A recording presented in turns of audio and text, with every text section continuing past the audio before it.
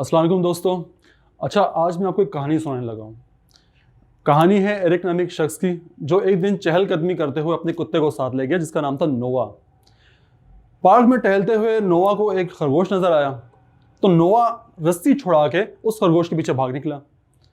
अच्छा, वो भागते भागते बहुत दूर निकल गया, यहाँ तक कि वो एरिक की नज़रों से दूर हो गया। अच्छा, एरिक ने उसको बहुत तलाश किया, लेकिन नोवा कहीं ना मिला।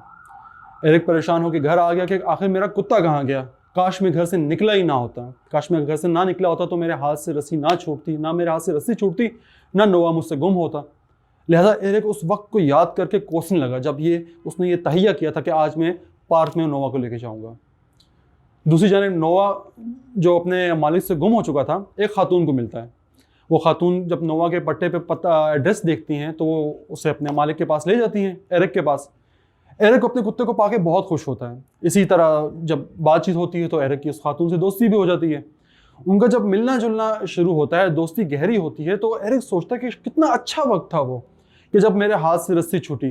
कितना अच्छा वक्त था वो कि जब नोवा उस खातून के मिला, और कितना अच्छा वक्त था वो कि वो खातून मुझसे मिलने आई। यानी वो एरिक जो कुछ दिन पहले उस वक्त को कोस रहा था कि जब नोवा की रस्सी उसके हाथ से छूटी, आज उसी वक्त को अपने लिए मेहरबान साबित कर रहा था। बहर कहानी आगे बढ़ती है। नोवा की उस खातून की दोस्ती बढ़ती है, यहाँ तक कि बात शादी तक आन पहुँचती है। एक दिन नोवा उस खातून से मिलने के लिए जा रहा था कि ट्रैफिक की बत्ती सुर्ख होने पे वो सड़क पे रुक गया। जो ही सब्ज बत्ती हुई, उसने गाड़ी स्टार्ट की, लेकिन मुखालिफ सिम से आने वाला ट्रक अपनी स्पीड पे काबू ना रख सका। वो एरिक की गाड़ी से टकरा गया। गाड़ी ने 3-4 कलाबाजियां खाई और फुटपाथ पे जाके लग गई। अच्छा, एरिक को जब होश आया तो उस वक्त वो अस्पताल में था और डॉक्टर बातें कर रहे थे कि फौरी तौर पे इसका सीटी स्कैन होना चाहिए, इसका एमआरआई होना चाहिए इसके दिमाग का, कहीं इंजरी जो है ज़्यादा खतरनाक ना हो। एरिक इतना ही सुन पाया था और फिर वो सोचने लगा कि काश मैं घर से निकला ही ना होता। अगर मैं घर से निकला ना होता तो एक बेकाबू गाड़ी मुझसे टकराई ना होती और मैं आज अपने घर पे होता सुकून से। इतना सोचने के बाद एरिक अपना होश हवास खो बैठा और बेहोशी के आलम में चला गया। जब एरिक को होश आया तो डॉक्टर ने उससे कहा कि भाई, आपके लिए एक अच्छी खबर है और एक बुरी खबर है। तो एरिक ने कहा, बताइए क्या बुरी खबर है पहले। तो डॉक्टर ने कहा कि दरअसल जो अच्छी खबर है वो बुरी खबर है और जो बुरी खबर है वो अच्छी खबर है, कि हमें आपके दिमाग में एक ट्यूमर मिला है, ये बुरी खबर है। और अच्छी खबर यह है कि हमें आपके दिमाग में एक ट्यूमर मिला है। तो एरिक बड़ा परेशान हुआ कि ऐसा कैसे हो सकता है कि एक ही खबर बैक वक्त अच्छी भी हो और बुरी भी हो। तो डॉक्टर ने बताया कि ये जो ट्यूमर मिला है इसका आपके एक्सीडेंट से ताल्लुक नहीं है, लेकिन इस अच्छी खबर इसमें यह बन गई कि अगर आपका एक्सीडेंट ना हुआ होता तो हम आपके दिमाग का सीटी स्कैन ना करते, एमआरआई ना करते, तो हमें इस ट्यूमर का पता ना चलता। और जब तक ये आपको पता चलता, तकलीफ देना शुरू करता, तब तक बहुत देर हो चुकी हो, तो शायद आपकी जान को इतना शदीद खतरा होता कि हम आपको बचा ना सकते। तो ये सोच के एरिक बहुत हैरान हुआ और इनफैक्ट उसने खुश हुआ। उसने कहा कि शुक्र है कि मैं घर से निकला, शुक्र है कि वो बेकाबू गाड़ी मेरे से टकराई आके, और शुक्र है कि मैं अस्पताल पहुंचा, वरना मैं तो बचता ही नहीं। दूसरी जानिब एरिक परेशान हुआ कि क्या ये चक्कर क्या है, ये कुदरत का क्या चक्कर है कि कोई बात जो हमें बुरी लग रही होती है वो आखिर में आके अच्छी साबित हो जाती है। ठीक इसी तरह कोई बात जो हमें अच्छी लग रही होती है वो हमारे लिए बुरी साबित होती है। यहाँ पे आके ये कहानी ख़त्म हो जाती है। इस थ्योरी को फिलोसफर्स जो हैं वो नोवा इफेक्ट का नाम देते हैं कि something is too good to be bad और something is too bad to be good. जिस तरह फिलोसफर को समझ नहीं आया कि इस कहानी का अख्तिताम कैसे किया जाए, ठीक वैसे ही मुझे नहीं समझ आया कि इसका मतलब क्या हुआ, क्या चीज़ होती है ये। लेकिन कुछ रोज़ कबल जब मेरी जल्दी आँख खुल गई तो तबाक से मैं लॉन में जाके बैठ गया। तो मेरे बड़े भाई साहब को जो है मुर्गियाँ पालने का बहुत शौक है, तो उन्होंने कहा कि चलो भाई जागा हुआ है तो इससे कोई काम ले लेते हैं। तो मुझे उन्होंने कहा कि भाई तुम मेरे साथ मुर्गियाँ जो है बाहर निकालने में हेल्प करो और उनको दाना डालने में हेल्प करो। तो मैं साथ लग गया भाई के। अच्छा, बाकी मुर्गियाँ जो थी वो तो खुली छोड़ दी, लेकिन एक मुर्गी जिसके साथ बच्चे भी थे, उसे भाई ने कहा कि इसके जो पिंजरा है इसमें आप बाजरा और पानी डाल के इनको दोबारा से बंद कर दो, ताकि इनके बच्चों को कोई बिल्ली या कौवा आके लेके ना जाए। तो मैंने वैसे ही किया, पिंजरे में जो है दाना पानी डाला और मुर्गी को जो है हाँकने लग गया कि चलो भाई अपने पिंजरे में जाओ। लेकिन मुर्गी कभी एक पिंजरे में जाती, कभी दूसरे पिंजरे में जाती, अपने पिंजरे में ना जाती।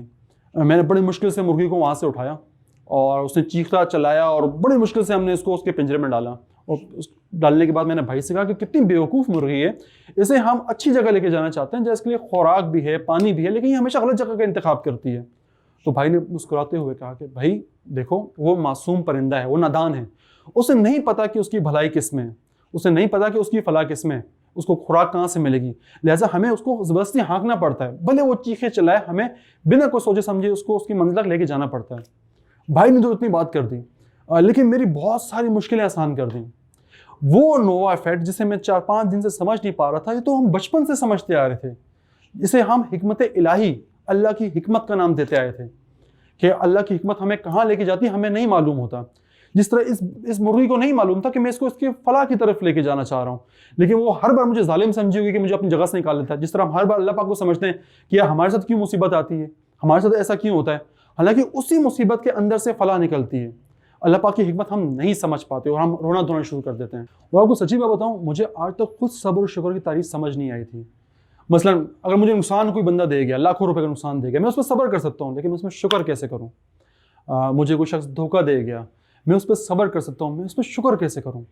ये डॉक्यूमेंट्री देखने के बाद और ये मुर्गी वाली मिसाल के बाद मुझे इतना पता चल गया कि शुक्र हमारा काम है ही नहीं। दरअसल हर आजमाइश अपने साथ शुक्र लेकर आती है।